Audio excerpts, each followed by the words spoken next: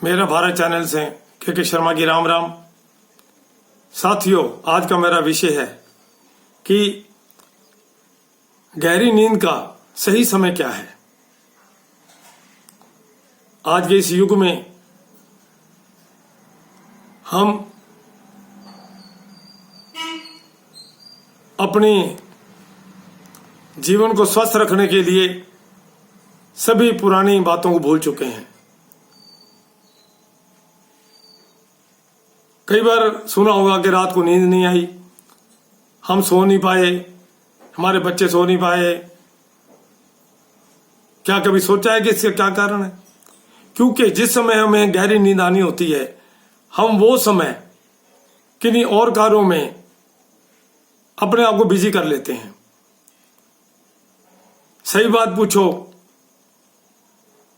कि गहरी नींद का समय सही माने में 10 बजे होता है। 10 से लेकर के आप 3 बजे तक, 4 बजे तक आराम से गहरी नींद ले सकते हैं, अगर समय पर आप सोएं। और जो 4 बजे का समय है वो एक ब्रह्म मुहूर्त का समय है।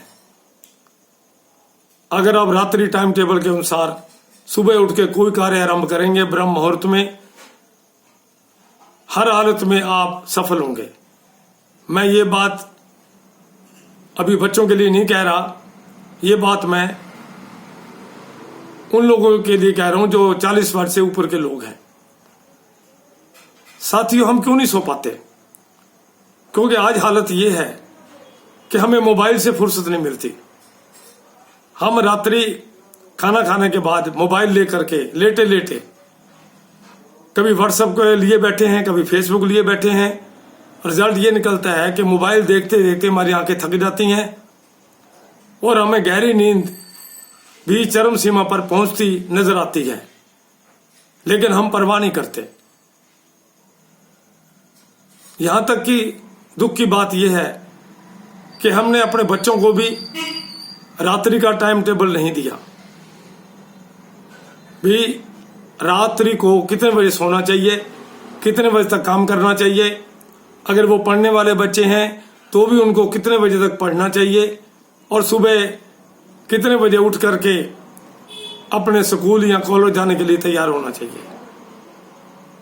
आप मनन कीजिए, क्या कभी आपने बच्चों को रात्रि के टाइम टेबल के अनुसार बच्चों को सोने के लिए कहा है? मैं समझता हूं नहीं। हम अगर कहते भी हैं एक भूमिका निभाने के लिए, क्योंकि इस मोबाइल की लत ने हमारे जीवन का आराम खत्म कर दिया है। और जब तक हमें गहरी नींद ना आए तब तक हम फ्रेश नहीं होते।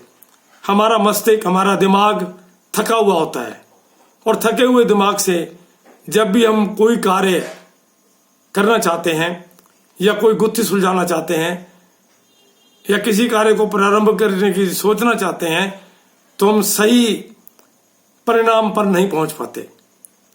इसका कारण एक ही है कि हम रात्रि में नींद नहीं कर पाते। अगर हम जिस समय हमें नींद आती है रात्रि को, अक्सर सुना गया है कि नींद ही नहीं आती, हम तो 11 बजे तक जागना पड़ता है। हम क्या करें? हम कह तो देते हैं, लेकिन दोषी हम ही हैं। अगर हम चाहते हैं अपने को स्वस्थ रखें, अगर हम चाहते हैं अपने मस्तिष्क को स्वस्थ रखें, अगर हम चाहते हैं कि हम जीवन में जो करना चाहते हैं वो कामयाबी से करें, तो हमें दिन के साथ साथ रात्रि का टाइम टेबल निश्चित करना पड़ेगा, अपने लिए भी और हमारे बच्चों के लिए भी। और उसके लिए हमें मोबाइल के जुनून को खत्म करना होगा।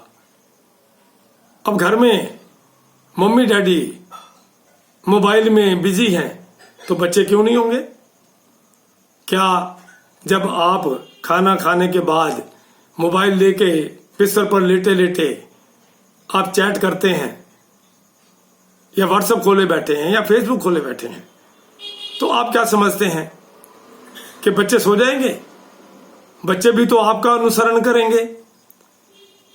जैसा बच्चे हम में देखेंगे वैसा ही वो बच्चे करेंगे।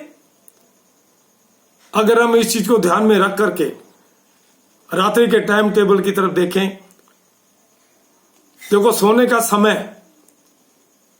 अगर पढ़ने वाले बच्चे भी हों, हम भी हों, मान लो हम रात्रि में ऑफिस से देर में आते हैं, कितना देर में आएंगे, या बाहर गए हैं, फिर भी हमारा 10 बजे का समय ऐसा है कि हमें हर हालत में 10 बजे सो जाना चाहिए।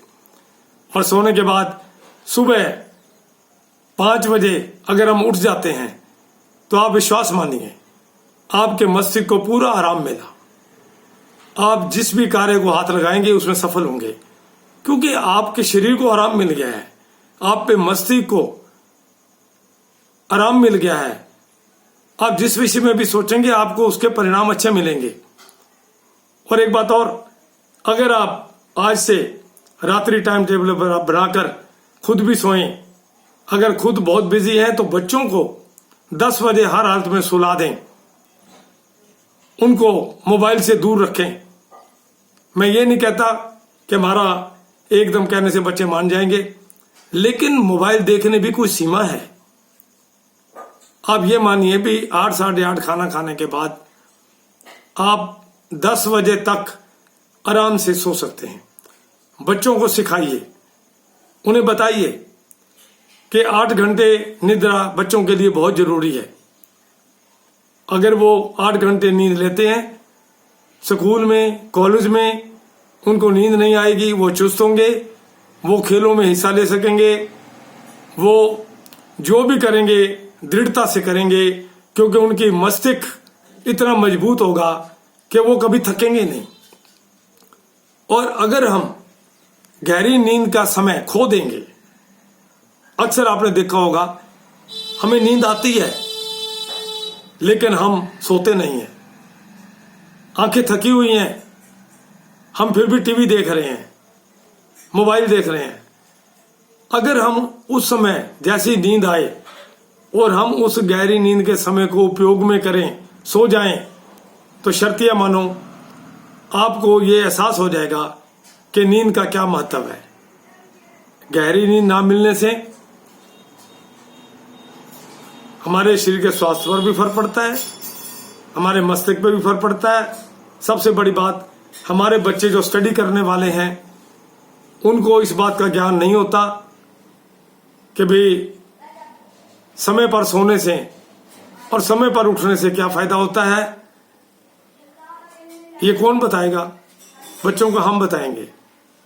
इसलिए मैं समझता हूं कि गहरी नींद का समय जो रात्रि का होता है उसको जाया ना करें।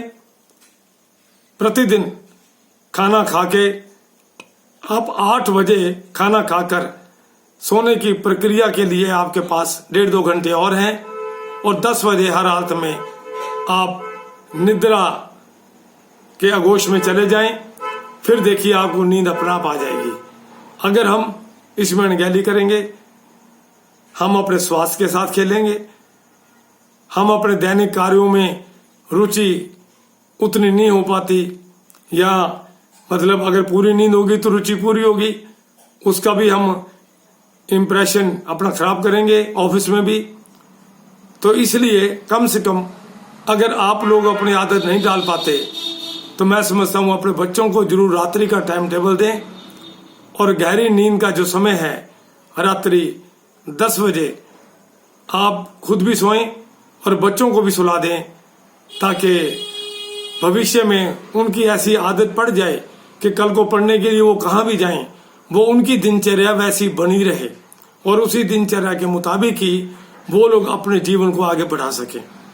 ये विषय कहने को तो बहुत छोटा है, लेकिन सोचिए कि नींद ही सबसे बड़ी है, क्योंकि अगर गहरी नींद होगी तो आंखों की नजर भी ठीक रहेगी, बच्चों को चश्मा भी नहीं लगेगा। अगर आप निद्रा भी समय से नहीं लेंगे तो आंखें कमजोर हो जाएंगी, आपको भी बच्चों की भी, और उसका रिजल्ट ये निकलेगा कि चश्मा लगेगा और नंबर आगे बढ़ता ही जाएगा। लेकिन इसका सिर्फ सही कारण एक ही है इन रोगों से दूर रहने का कि आप नींद पूरी लीजिए और रात्रि को बकायदा टाइम टेबल बनाइए, अपना भी बच्चों का भी। और मैं समझता हूं कि 10 बजे एक ऐसा समय है सोने का जो बिल्कुल सही है। कई लोग कहते हैं कि हम रात में ही काम करते हैं।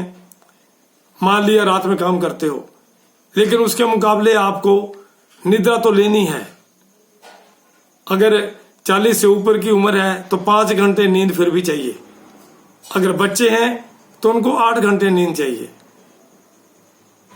तो मैं सिर्फ इतना कहना चाहूंगा कि अपने आप को स्वस्थ रखने के लिए, अपने मस्तिष्क को स्वस्थ रखने के लिए आप नींद को भी एक व्यवहारिकता न समझें, इसको जरूरी अंग समझें। आंखों को भी आराम दे, मस्तिष्क को भी आराम दे और अपने स्वास्थ्य पर तरस खाते हुए आप पूरी नींद लें ताकि आपका जीवन स्वास्थ्यमय और सुखी हो सके। धन्यवाद।